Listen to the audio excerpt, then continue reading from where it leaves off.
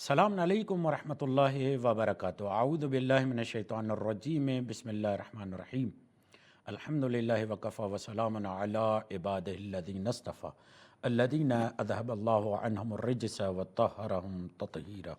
قال اللہ سبحانہ وتعالی فی کتابہ المجید وفرقانہ الحمید وقولہ الحق۔ بسم اللہ الرحمن الرحیم۔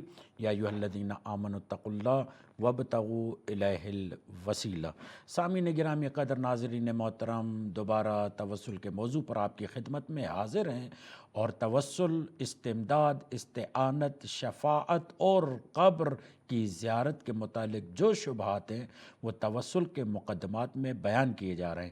اگر ان معروضات پر توجہ دی گئی تو انشاءاللہ الرحمن جو بھی شبہات ہیں وہ حل ہو جائیں گے، اور تمام یہ جو مسائل ہیں وہ بھی آسانی سے سمجھ میں آ جائیں گے۔ ہم بارگاہ حضرت معصومہ کم صلوات اللہ تعالیٰ علیہا کے جوار سے آپ حضرات کی نیابت میں سلام کرتے ہوئے اس موضوع کو آگے بڑھاتے ہیں۔ السلام علیکم یا فاطمۃ المعصومہ اشفعی لنا فی الجنہ ورحمۃ اللہ وبرکاتہ۔ عزیزان محترم، توجہ فرمائیے کہ ابھی تک ہم نے یہ بتایا کہ وہابی اور سلفی علماء کرام یہ کہتے ہیں کہ بعد مرگ انبیاء، اولیاء، اوصیاء کو توسل نہیں بنایا جا سکتا، ان کو ذریعہ نہیں بنایا جا سکتا۔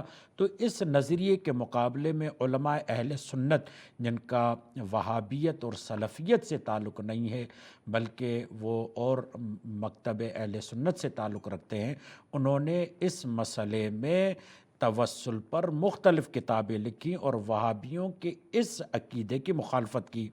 ان علماء اہل سنت میں سے جنہوں نے اس توسل پر مستقل کتابیں لکھی یا توسل پر جواب دیے اور وہابیوں کے اس عقیدے پر قدغن لگایا یا اس پر اعتراض کیا یا اس پر چھڑی ماری یا اسے توبیخ کی، وہ اقوال آپ کے سامنے بیان کرتے ہیں۔ سب سے پہلے ہم معروف عالم دین شیخ محمد طاہر یوسف تیجانی المالکی اشعری، یہ ایک معروف عالم دین، فقیہ، اسلامی تعلیمات کی ترویج دینے والے اور مختلف مکاتب فکر کے درمیان ہم آہنگی کے خدمات کے لیے نمایاں اور معروف تھے۔ وہ وہابیوں کے لیے یوں جملہ فرماتے ہیں اپنی کتاب میں، وہ یہ کہتے ہیں وَمِن مُعْتَقَدَاتِهِمُ الْبَاطِلَ الْمُهْلِكَةِ لَهُمْ، اور ان کے گمراہ کن اور ہلاکت خیز عقائد میں سے ایک یہ ہے کیا انہم یعتقدون ان کل من زار قبر سیدنا محمد لیرد علیہ السلام، کہ وہ یہ عقیدہ رکھتے ہیں کہ جو بھی محمد سردار ہمارے صلی اللہ علیہ وآلہ وسلم کی قبر کی زیارت کرے تاکہ ان پر سلام پیش کرے، وَيَتَوَسَّلَ بِهِ، یا ان سے توسل کرے، فَإِنَّهُمْ يَحْكُمُونَ عَلَيْهِ بِالْكُفْرِ وَالشِّرْكِ، یہ ایسے وہابی لوگ ہیں کہ یہ ان کے لیے کفر اور شرک کا فتویٰ دیتے ہیں، اسے مشرک قرار دیتے ہیں، لِاعْتِقَادِهِمْ أَنَّ الزِّيَارَةَ لِقَبْرِ الشَّرِيفِ وَرَدَّ السَّلَامِ لِسَاكِنِهِ وَالتَّوَسُّلَ بِهِ، کیونکہ ان کا گمان یہ ہے، ان کا اعتقاد یہ ہے کہ قبر مبارک کی زیارت اور سلام پیش کرنا اور توسل کرنا عبادت للقبر، یہ قبر کی عبادت ہے۔ پھر یہ جملہ کہتے ہیں تعصب کے ساتھ فَوَيْلٌ لِّمَنْ يَعْتَقِدُ ذَلِكَ، بس ہلاکت ہے اس کے لیے، جہنم کی گھاٹی ہے اس کے لیے جو یہ سوچے اور گمان کرے کہ زیارت کرنا گویا کہ قبر کی عبادت ہے، اور سلام بھیجنا گویا کہ قبر کی عبادت ہے، اور توسل کرنا گویا کہ قبر کی عبادت ہے۔ یہ کوئی عقیدہ رکھتا ہو تو گویا کہ اس کے لیے ہلاکت ہے۔ وَلَا يُوجَدُ أَحَدٌ عَلَى وَجْهِ الْأَرْضِ مِنَ الْمُسْلِمِينَ، کوئی بھی روئے زمین پر ایسا آدمی نہیں ہے جو قبر پر سلام کرنے کے لیے جائے، توسل کرنے کے لیے جائے اور وہ قبر کی عبادت یا قبر کو ربوبیت کا درجہ دے یا خدائیت کا درجہ دے۔ بل ومن الکفار جميعا، بلکہ ایسا نظریہ تو کفار میں بھی نہیں پایا جاتا۔ ممن یعتقد مرتبۃ الالوہیت او الربوبیت فی مخلوق قط، کوئی بھی مخلوق میں ایسا نہیں ہے، یا مخلوق کے لیے کوئی بھی ایسا سوچ ہی نہیں سکتا کہ اسے درجہ ربوبیت اور الوہیت تک پہنچایا جائے۔ مخلوق میں کوئی بھی ایسا نہیں ہے۔ ما عدا محمد ابن عبد الوہاب، سوائے اس کے کہ محمد ابن عبد الوہاب کا یہ نظریہ ہے کہ جو بھی نبی خدا کی زیارت، قبر کی زیارت کرے، ان سے توسل کرے، ان پر سلام بھیجے، تو اس کے نزدیک جو ہے یہ کیا ہے، یہ عبادت ہو جاتی ہے قبر کی۔ الذی اتخذ الہہ ہوا، کہ یہ اور کچھ بھی نہیں مگر یہ ہے کہ اس نے خواہشات نفسانی کے پیروی کی۔ وَأَضَلَّهُ اللَّهُ عَلَىٰ عِلْمٍ، اللہ نے اسے علم کے باوجود گمراہ کر دیا۔ وَخَتَمَ عَلَىٰ سَمْعِهِ وَقَلْبِهِ، اللہ نے اس کے دل اور کانوں پر مہر لگا دیے۔ وَجَعَلَ عَلَىٰ بَصَرِهِ غِشَاوَةً، اور اس کی آنکھوں پر پردہ ڈلا ہوا ہے۔ بتغییرہ و تحریفہ للقرآن والحدیث، اس نے قرآن اور حدیث کو تحریف کر دیا، تغییر کر دیا۔ مع تنقیصہ الانبیاء والمرسلین والانبیاء والصالحین، مع تنقیصہ الانبیاء، مگر اس نے انبیاء، رسول، اولیاء، اوصیاء کی اہانت کی ہے، تنقیص کی ہے، ان کے فضائل کو کم کیا ہے۔ وَتَنْقِيسُهُمْ تَعَمُّدًا كُفْرٌ بِإِجْمَاعِ الْأَئِمَّةِ الْأَرْبَعَةِ، اور ان کی جان بوجھ کر اہانت کرنا چاروں اماموں کے اجماع کے مطابق کفر ہے۔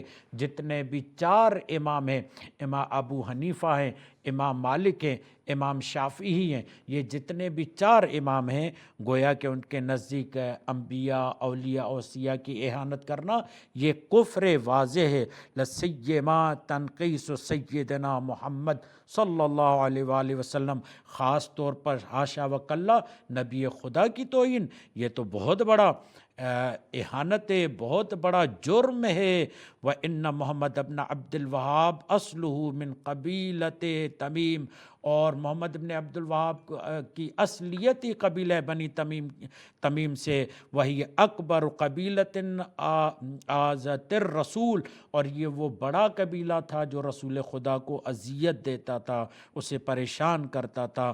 وَإِنَّ محمد ابن عبد الوہاب کان مغضوب الوالد والمشایخ والاہل، اور محمد ابن عبد الوہاب تو ایسا ہے جس سے اس کا والد بھی غضبناک تھا، مشائخ بھی غضبناک ہیں، اور جو اہل ہیں، اس کے گھر والے ہیں، اس کے خاندان والے، وہ بھی اس سے غضبناک ہے۔ وَقَانَ يُطْرَدُ مِن بَلَدٍ، اور اسے اپنے گھر سے، اپنے بلد سے نکالا گیا۔ اِذَا بَدَا وَعْظُهُ وَإِرشَادُهُ وَإِظْهَارُ عَقِيدَتِهِ الْفَاسِدَةِ، جب اس نے اپنے فاسد عقائد کو، نظریات کو اور اپنی رائے کو ظاہر کرنا شروع کیا، تو اس کے محلے والے، اس کے قبیلے والے، اس کے گاؤں والے، اس کے دیہات والے بھی اس کے عقیدوں کو برداشت نہیں کر سکے۔ ذلیلاً حقیراً مہانا، اور اسے ذلیل کر کے، حقیر کر کے اور خوار کر کے اپنے علاقے سے نکال دیا۔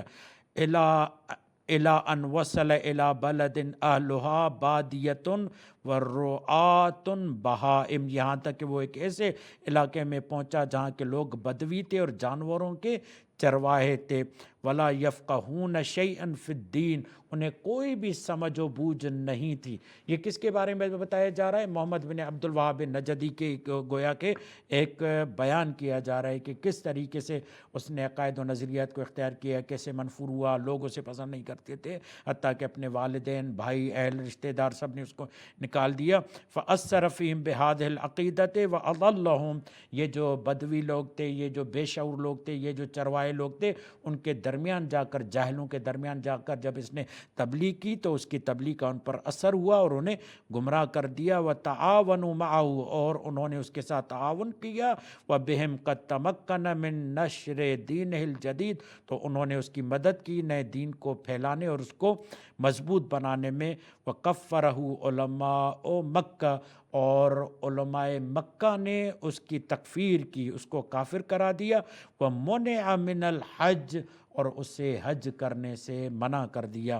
یہ ہے محمد بن عبد الوہاب نجدی، جس نے یہ کارنامے اور یہ فسادات پھیلائے، اور اس وقت کے علماء نے باقاعدہ احتجاج کیا، اور چونکہ بنی تمیم سے تعلق رکھتا ہے، بنی تمیم والوں نے ہمیشہ رسول خدا کو اذیت دی۔ یہ کتاب صاروخ الغارت علی من انکرت توسل و زیارہ، یہ جناب ہمارے سامنے عالم اہل سنت جنہوں نے یہ عقائد وہابیوں کے بیان کیے اور بتایا کہ کس درجے کے یہ افراد تھے اور کس طریقے سے یہ معاملات آگے پیش کرتے تھے۔ تو ہم مزید کچھ اور علماء اہل سنت کے عقائد اور نظریات کو پیش کرتے ہیں۔ یہ تھے شیخ محمد طاہر یوسف تیجانی مالکی اشعری، جس نے یہ بیان کیا کہ یہ لوگ کس طریقے سے توسل کا انکار کرتے ہیں، اور توسل کو نہ صرف انکار کرتے ہیں بلکہ جو بھی توسل کا قائل ہے اسے کیا سمجھتے ہیں، اسے کافر سمجھتے ہیں، اور نہ صرف کافر سمجھتے ہیں بلکہ مشرک بھی سمجھتے ہیں۔ جب ایسی باتیں کرنا اس نے شروع کی تو اس کے علاقے والوں نے اسے نکال دیا۔ اب آتے ہیں عالم اہل سنت شیخ احمد زینی دہلان۔ شیخ احمد زینی دہلان جو سلطنت عثمانیہ کے آخری دور میں مکہ میں مفتی تھے، وہ محمد ابن عبد الوہاب نجدی کے لیے کیا کہتا ہے؟ وہ کہتا ہے کان فی ابتداء امرہ من طلاب العلم فی المدینۃ المنورہ علی ساکنہا افضل الصلاۃ والسلام۔ شروع میں وہ مدینہ منورہ کے طلباء میں شامل تھا، جو اس کے باسی یعنی مدینہ منورہ کے جو باسی ہیں وہ بہترین ہیں، اور درود و سلام ہو مدینہ منورہ کے حقیقی وارث رسول خدا پر۔ وقان ابوہ رجلا صالحا من اہل العلم، اس کا باپ جو تھا صالح تھا، اہل علم میں سے تھا۔ وقضا اخوہ الشیخ سلیمان، اس کا بھائی جو ہے سلیمان وہ بھی نیک تھا۔ وقان ابوہ و اخوہ مشایخہ یتفرسون فیہ انہ سیکون منہ زیغ و ضلال۔ اچھا، اور اس کے والد بھائی اور اس کے مشائخ جو ہیں یا مشائخ جو اس میں غور و فکر کرتے کہ اس سے انحراف اور گمراہی پیدا ہو گئی ہے، وہ دیکھ رہے تھے اس کو، لما یشاہدونہ من اقوالہ و افعالہ و نزاعتہ فی کثیر من المسائل، انہوں نے جب دیکھا اور مشاہدہ کیا اس کے اقوال میں، اس کے افعال میں، اس کے تنازعات میں کہ کثیر ایسے مسائل ہیں جس میں وہ نزاع پیش کر رہا ہے، جس میں وہ گمراہی کی طرف جا رہا ہے، گمراہی کی طرف رجحان رکھ رہا ہے۔ تو کیا کیا انہوں نے؟ تو ان لوگوں نے اس کی توبیخ کی، اسے ڈانٹا، اس سے جھڑکا اور کہا کہ ایسی باتیں مت کرو۔ فحقق اللہ فراستہم فی لما ابتدع مبتدعہ من الزیغ والضلال الذي اغوى به الجاہلین وخالف فیہ ائمۃ الدین وتوسل بذلك الى تکفیر المؤمنین۔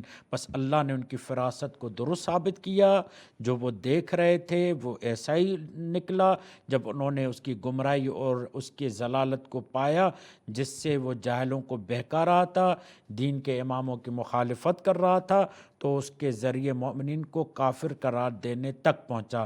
جب یہاں تک پہنچا، وزعم ان زیارت قبر النبی و توسل بہ و بالانبیاء والاولیاء والصالحین و زیارت قبورہم للتبرک شرک، تو اس نے دعویٰ کیا کہ نبی خدا صلی اللہ علیہ وآلہ وسلم کی زیارت، اس سے توسل کرنا، انبیاء اولیاء و سیاہ سے توسل کرنا، قبور کی زیارت کرنا، یہ شرک ہے۔ وَأَنَّ نِدَاءَ النَّبِيِّ عِنْدَ التَّوَسُّلِ بِهِ شِرْكٌ وَكَذَا نِدَاءُ غَيْرِهِ مِنَ الْأَنْبِيَاءِ وَالْأَوْلِيَاءِ وَالصَّالِحِينَ عِنْدَ التَّوَسُّلِ بِهِمْ شِرْكٌ، نبی مکرم کو پکارنا، اسی طریقے سے ولی اولیاء صالحین جو بھی ہیں ان کو توسل کے نام پر پکارنا، یہ بھی شرک ہے۔ وَأَنَّ مَنْ أَسْنَدَ شَيْئًا لِغَيْرِ اللَّهِ وَلَوْ عَلَى سَبِيلِ الْمَجَازِ الْعَقْلِي يَكُونُ مُشْرِكًا، اور جو شخص کسی چیز کو اللہ کے سوا کسی اور کے لیے منسوب کرے، چاہے وہ عقلی استعارے کے طور پر ہی کیوں نہ ہو، وہ مشرک ہو جاتا ہے۔ نہ وہ نفعنی ھذا الدواء وھذا الولی فلانی عند توسل بھی فی شے، مثال کے طور پر کوئی یہ کہے کہ حالانکہ یہ دوا جو فائدہ دے رہی ہے یہ اللہ کے ذریعے دے رہی ہے۔ اگر کوئی یہ کہے کہ اس ولی کے ذریعے سے، صدقے سے اس دوا نے مجھے فائدہ دیا، یا اس دوا کے ذریعے سے ولی سے شفا کے لیے توسل کرے، تو یہ شرک ہے۔ فَتَمَسَّكَ بِأَدِلَّةٍ لَا تُنْتِجُ لَهُ شَيْئًا مِّن مَرَامِهِ، اور اس نے ایسے دلائل پکڑے جو اس کے مقصد کے لیے کچھ بھی حاصل کرنے والے نہیں تھے۔ وَأَتَى بِعِبَارَاتٍ مُزَوَّرَةٍ زخرفها ولبس بها على العام حتى تبعوا، اور اس نے جعلی جملے اٹھا کر اتنی خوبصورتی سے ان جملوں کو مزین کر کے پیش کیا کہ لوگ ان کے پیچھے ہو گئے۔ وَأَلَّفَ لَهُمْ فِي ذَلِكَ رَسَائِلَ حَتَّى اعْتَقَدُوا كُفْرَ أَكْثَرِ أَهْلِ التَّوْحِيدِ، اس نے ایسے رسائل اور ایسے خطوط لکھے اور بیان کیے کہ یہاں تک کہ اس نے کیا کیا، جو موحد تھے ان کو ہی کافر قرار دے دیا۔ مزید یہی آگاہ فرماتے ہیں کہ کان محمد بن عبد الوہاب الذی ابتدع هذه البدعۃ یخطب للجمعۃ، یہ محمد ابن عبد الوہاب مسجد درعیہ میں جمعے کا خطبہ دیتا اور وہاں پر یہ کہتا جو بھی نبی خدا سے توسل کرتا ہے گویا کہ وہ کفر اختیار کرتا ہے۔ وکان اخو الشیخ سلیمان بن عبد الوہاب من اہل العلم فقان، اور اس کا جو بھائی محمد ابن سلیمان ابن عبد الوہاب تھا وہ صاحب علم تھا اور مسلسل اس کی مخالفت کرتا رہتا تھا۔ اسی بنیاد پر آغا یہ جملہ فرماتے ہیں جناب شیخ احمد زینی دہلان، جو آخری دور سلطنت عثمانیہ میں والی تھے اور مفتی تھے وہاں پر مکے میں، وہ یہ فرماتے ہیں کہ ایک دن سلیمان بن عبد الوہاب نجدی، یعنی محمد بن عبد الوہاب نجدی کے بھائی نے، سلیمان نے محمد بن عبد الوہاب سے پوچھا، قال لو اخو سلیمان یومن، ایک دن پوچھا کم ارکان الاسلام، اسلام کے ارکان کتنے یا محمد بن عبد اللہ، تو ایک مرتبہ وہ یہ جملہ کہتا ہے فقال خمس، تو وہ کہتا ہے 5 اسلام کے ارکان ہیں۔ فقال انت جعلتها 6، تو بھائی یہ کہتا ہے تم نے 6 ارکان بنا دیے ہیں۔ وَسَادِسُهُ مَن لَّمْ يَتَّبِعْكَ فَلَيْسَ بِمُسْلِمٍ هَذَا عِندَكَ رُكْنٌ سَادِسٌ لِلْإِسْلام، یہ تمہارے نزدیک چھٹا رکن ہے کہ جو بھی تمہاری بات کو قبول نہیں کرتا تم اسے اسلام سے خارج قرار دیتے ہو۔ الدرر السنیہ یا سنیہ فی الرد علی الوہابیہ، یہ قول تھا جناب مکے کے جو مفتی تھے سلطنت عثمانیہ کے آخری دور میں، ان کا یہ قول تھا۔ پھر آتے محمد ذکی ابراہیم، وہ کیا فرماتے ہیں اس توسل پر اور اس وہابیوں کے خلاف؟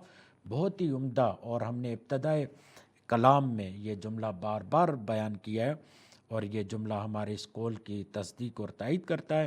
محمد ذکی ابراہیم بہت بڑے سنی عالم دین ہیں، وہ یہ فرماتے، بہت اہم بات ہے، آغائے محمد ذکی ابراہیم عالم اہل سنت یہ فرماتے ہیں کہ سال مردے کے ذریعے توسل کرنا اس کے جواز ہونے پر 7ویں صدی میں سلف، علماء سلف میں کسی میں بھی اختلاف نہیں تھا، وہ جائز سمجھتے تھے۔ حیث ابتدع ابن تیمیہ ھذا الخلاف الفتان، کہ جب ابن تیمیہ آیا اس نے 7ویں صدی ہجری میں اس فتنے کو آگ دی اور اس فتنے کو اٹھایا۔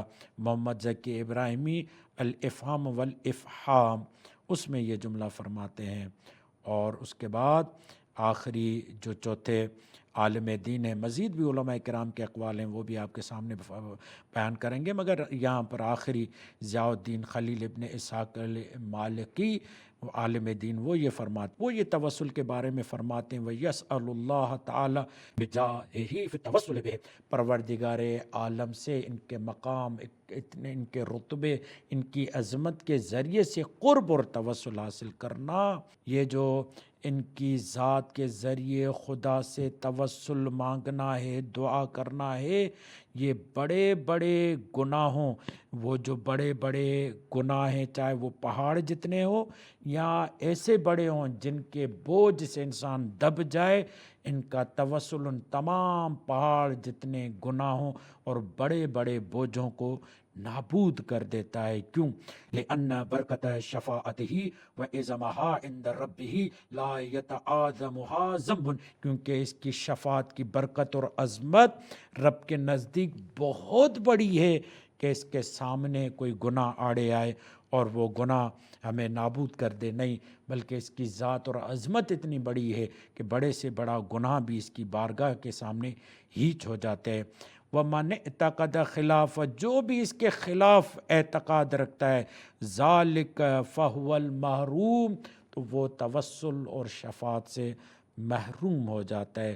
الَّذِي طُمِسَ اللَّهُ بَصِيرَتَهُ وَأَضَلَّ سَرِيرَتَهُ، وہ ایسا ہے کہ جس سے اللہ نے بصیرت کو مٹا دیا ہے اور اس کے باطن کو گمراہ کر دیا ہے۔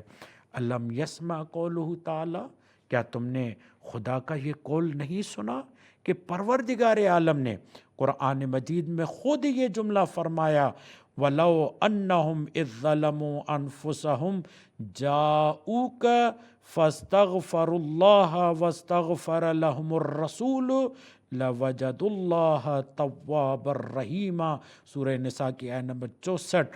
ہم نے کوئی پیغمبر نہیں بھیجا مگر یہ کہ وہ اللہ کے حکم سے اس کی اطاعت کی جائے، اور وہ لوگ جو اپنے اوپر ظلم کرتے ہیں اپنی راہوں کی طرف پلٹ آنے میں اگر آپ کے پاس آئیں اور خدا سے مغفرت طلب کریں اور پیغمبر بھی ان کے لیے مغفرت طلب کریں، تو یقیناً وہ خدا کو کیا پائیں گے؟ تواب بھی پائیں گے اور رحم والا بھی پائیں گے۔ یہ آغائی عالم دین جو عالم اہل سنت ہیں اور بہت ہی محقق اور مدق عالم دین ہے، محمد ذکی ابراہیم، وہ اپنی کتاب شرح المواہب اللدنیہ میں یہ جملہ ارشاد فرماتے ہیں۔ یہیں تک آج کی گفتگو کو تمام کرتے ہیں، انشاءاللہ الرحمن آئندہ مزید اپنی گفتگو اور رائز کو آپ کے سامنے پیش کریں گے۔ والسلام علیکم ورحمۃ اللہ وبرکاتہ۔